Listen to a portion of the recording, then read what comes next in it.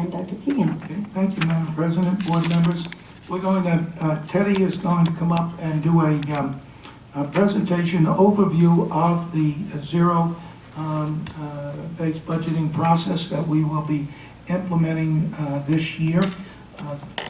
He has been working very diligently on this with Cabinet. I've gone through numerous meetings, and we still have quite a bit more work to do, but this will give you, I think, your first overview of what the process will be and who will be involved in developing our budget for the FY15 school year.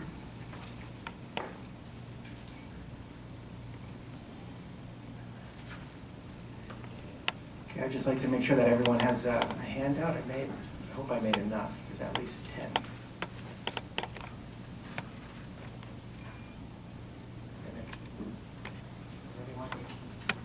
Okay, we're good to go? All right. Madam President and members of the board, superintendency, what we're going to review right now is basically Gilbert Public Schools' implementation of the zero-based budget. And how that's going to look within our district, and basically how all the people that are going to be involved, and this is really an overview of that whole process. So we're really excited to show you how this works.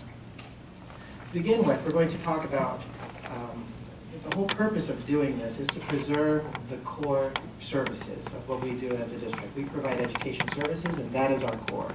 Instruction, the visual arts, and all of these, and the performing arts, and your basic educational, instructional areas. And that's really what we do. That's the core of our business, of our agency. And the way that the services are set up within the district, everything is there to support that central core service of instruction. And there's, you see the school administration, instruction, support, student support, food services, transportation. These are all things that are ancillary to the core of what we do, but they exist by nature of the fact that it does have to be run somewhat like a business, and there is administrative duties and other support services that need to help this instruction to run efficiently. And so now what we're at is basically what a program package is. When we're building the budget, we have to split up all these different things into units. And this is not even near complete. This is just an example of some of the different areas that we've found, but we're going to focus in on a couple of those. For example, the elementary education package is really a group of services. So it's not like we have a package for each school, it's a package for all of elementary education. And underneath that packages, you have these service packets. And these service packets are really those decision units as to how we allocate, and we'll also see the levels of service underneath each of those areas. So we have regular instruction, gifted instruction. Within each of these program packages, there's also a admin clerical component. So when you're looking at elementary education, what you're really looking at is what does it take to run an elementary school? And those are all your basic types of services that are needed in that particular area. So that's what you'll see in elementary, junior high, and high school. So you will see that some of them are not as built up as others. That doesn't mean that there are no services there. That's just how many we got to at the time. And so there's going to be a lot of discussion because people want to make sure that all of these different and hundreds of services are covered. So that's a major brunt of the work right there. But let's move on. Let's assume that we've had all of those services defined and underneath the relative program packages. A service packet is your decision unit, and it's split up into basically two areas. You have your staff, where you have your contracted FTEs, your salaries, your stipends are there, and the associated benefits underneath that section of the decision unit. The other side of that decision unit would be your supplies and services. Now we actually put hourly assignments in that area because that's budgeted differently. Historically, your staff is associated with contracts, and you know exactly how much you're going to have in that area, and that's set by cabinet or other parameters. However, hourly assignments are generally under the discretion of that local area, and so if they decide we want this person to work overtime or do a little extra work, they have to do that at the expense of other areas within their program. So perhaps Do you buy less supplies if you're going to have people take on these extra assignments? Those types of decisions are left in that category, and that's why that's there. And this is a basic template of what the service packet will look like. We still have a little more work to go on this, but you'll see that what we're really talking about is in each service packet, there's a definition of the package name, the service name, the elementary instruction, and then the service level and the budget level. So each service level is going to be associated with a percentage of the budget. This way it'll be easy for the public to see what happens when you dial back resources to an 80% of a baseline. That baseline being last year's total budget number. You'll also see that, and this is what makes it truly the zero-based budget part, is that in the bottom part of that form, you'll see changes in service from the previous year and program impact. That's a very critical piece in communicating to the community what happens when you take away resources or when you add resources. So that first part, changes in service from previous year, you'll see that first part is a negative $8 million, okay? Which means since we're comparing that to last year's, we take away 80% of that, we're taking away about $8 million. And so what you'll put in that area under services, changes in service from previous year, you'll put in a lot of the metrics that you would see as a community member. Perhaps you'd see something like the class size is reduced to this amount, or you have so many stipends that are in there. You'll get the raw numbers of what it actually does to the budget in your planning. And then the other portion is the program impact, and that is the key. What happens when you change your metrics to these measures? What happens when the class size is reduced or increased? You'll see that description, that narrative in the program impact. And oftentimes, the impact will be outside of that service packet. So if you're decreasing in one area, likely another area might have to make up that difference or pick up the slack. That is the section in the service packet where you define that. This way, when we collect all of these service packets, we're able to show the community, and everyone can dial back and see what happened when we did these things and how did it affect service. And that's really the basic premise of what we want when we do zero-based budgeting, is show and justify every dollar, every expense, where the resources go and how it affects your service levels. So now let's see this in action. We're going to review again. We're looking at 2013 as your base amount, and we're creating that level 1. Now level 1 is at 80% of last year. Now we'll also see that you're going to be creating all these different service levels. So remember, we were looking at regular instruction for elementary education. We're going to be doing 2, 3, 4, 5, 6, 7, depending on what happens when you start increasing that resource allocation incrementally by 85%, 90, 95%, and so on. The difference between these other service levels, when you go from 2 to 7, you're no longer comparing it against last year's, you're comparing it to the prior level. That would be the key difference when you're doing these comparisons. So first level shows what happens when you dial it back all the way to what you can. And then the second level will say, this is an increase from level 1. And this way we'll see just those differences that would make up that extra 500,000 or whatever that particular service level does. So this way, as we continue to build those service levels up, you'll be able to collect all of those packages, summarize the narratives, and you'll have a very easy way to describe to someone where we are in our service levels as a district when we go to any particular area in our service levels, all right? And another key emphasis with this methodology, it also impresses upon the community that we're looking at levels of service.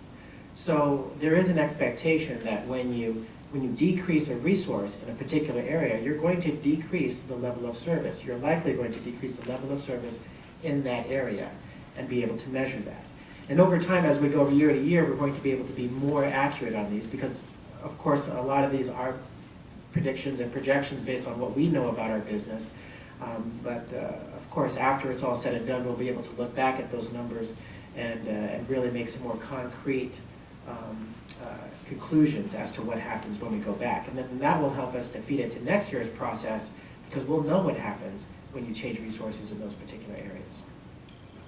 So now that was just one service area. So in the elementary program package, you would have regular instruction, admin clerical, special ed instruction. Those are all different areas, and they all have their different service packets. So you'll see that when you do those, you're going to create 6 or 7 different packets for each of those areas. Now the reason why some have 6 and some have 7 is basically this. In general, we're going to be building up to 100%, and that's where we get to our 6 levels of 100%. However, there may be an occasion where you have extra resources than you had last year in that particular area. So that would include that 7th package level. So for example, with our regular instruction, when we had a little extra money, we discovered some resources, when we put that into the classroom and hired more teachers, in the zero-based budgeting methodology, that would have been a packet 7. It would have been very easy to say, well, what would happen if we got this extra money and we put it in that area? And then you'd see those corresponding service changes as well as program impacts.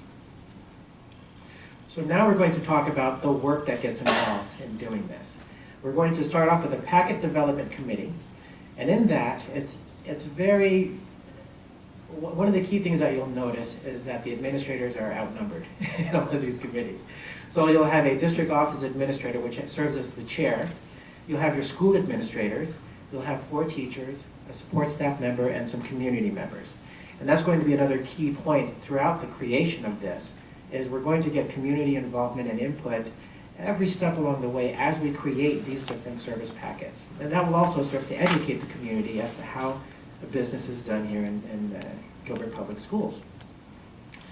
So the packet development committee will go into, that will be created for each program package, and they'll be responsible for creating all of these service unit packets. So each level is going to be basically a piece of paper. And then, so that committee is responsible for the creation of all of those packets. Now the next phase in this process is where we establish a budget review and priority committee. And that's a larger committee, and that's where we go to that next level of including the superintendent and the cabinet, myself, and we still bring in community members, principals, teachers, and support staff. So it's still heavily outside of administration as far as it being balanced, but there's a higher level review of what's going on. Now the purpose of the budget review and priority committee is to take all of these service level packets and prioritize them. So now we're at this next slide here, and they're going to go through and start stacking those service levels in order. Now typically what you're going to find is that all of the core service levels, your number 1 service level, they're all going to show up there first anyway, because that's absolutely what you need.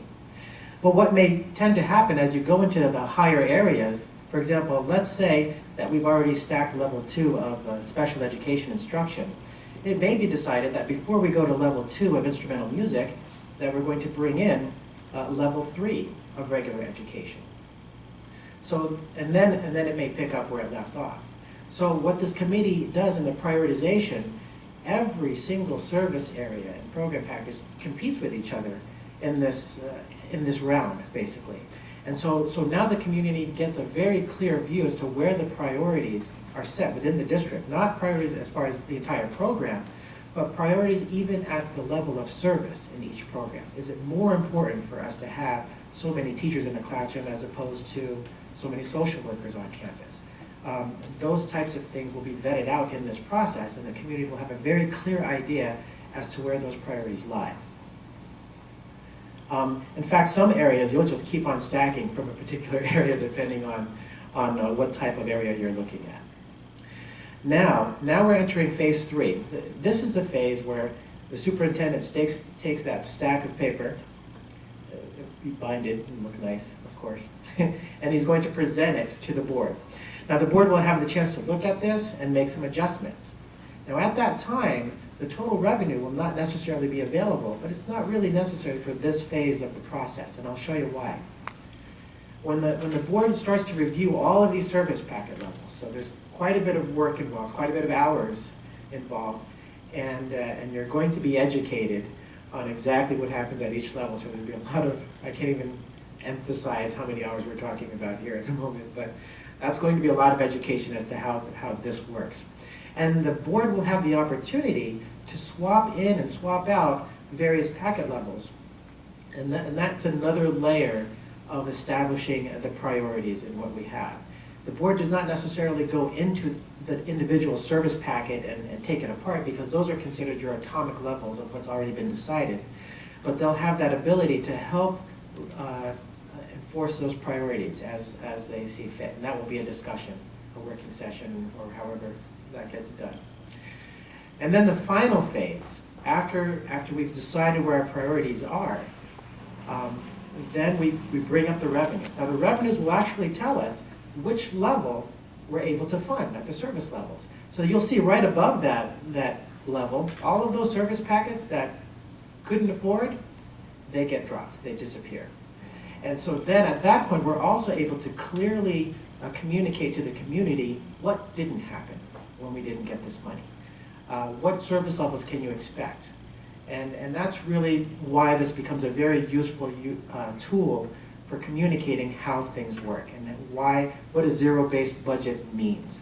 And really that's the goal of all of this, is really to communicate our needs and communicate how the district works, and also leave it open so that community can provide the input and visibility into how things are done. Now, I was given the green light to provide another analogy to help summarize these different phases. Okay, so let's say we're back at our program package 1 and program package 2 when we have our service packets in there. Well, let's say we're viewing this as playing cards. Each service packet could be considered like a suit, okay? And with that first committee, that development committee, that's established for that first program package, they're responsible for creating all of the cards that represent the different service levels in that particular service area. When you go to another program package, that's actually a different program packet development committee as well that's established, and they're involved in creating all of those service packets in that area. Phase 2, you have a different committee, the prioritization committee. That committee goes in, they take all the cards and they stack them in a particular order, because all of these service levels compete with each other in a priority basis. Phase 3, that's where the board gets involved again, and they have the opportunity to shuffle the deck a little bit and make those adjustments as they see fit. Then in the final phase, I come in, I split the deck when you see your revenues come in. We figure out which parts of the service levels will no longer be supported, and what you're left with is your zero-based budget, and that's when we deal the cards in play for the next fiscal year. So that's basically a way to look at how this zero-based budget process works. I think it's a very clear way of communicating to the community what we're doing, and gives everyone a very thorough narrative as to how priorities are set here at the district. So to conclude, we have some timelines here. January, we're looking for the board to approve the development guidelines for this zero-based budget methodology. So we'll have, even though you saw kind of a draft of those templates, you're going to see some finalized templates, the final forms, and more precisely how we're going to do these things. In February and March, that's when we talk about this development of those budgets. Those committees, those little committees will be established. They'll be creating those service packet levels, and they'll also be ranked. And then in April and May, the board will come in and do that review and that tentative adoption. And then by July 1st, what you're adopting will end up becoming your zero-based operational budget.